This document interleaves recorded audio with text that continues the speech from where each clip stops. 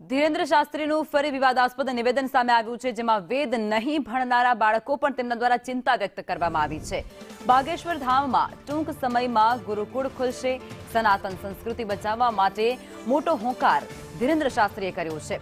જાતિ અને ધર્મ પર નિવેદન આપતા તેઓએ કહ્યું છે કે જો આપણે વેદોનો અભ્યાસ નહીં કરીએ તો આપણા બાળકો જાવેદ અને નાવેદ બની જશે।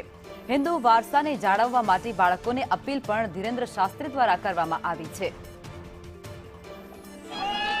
बागेश्वर धाम पर वेद विद्या के प्रचार प्रसार के लिए गुरुकुलम की स्थापना करवाई जाएगी।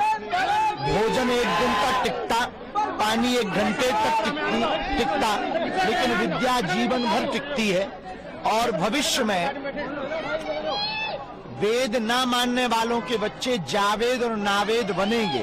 इसलिए हम वेद परंपरा को आगे बढ़ाने के लिए बागेश्वर धाम पर गुरुकुलम खोले। धन्यवाद।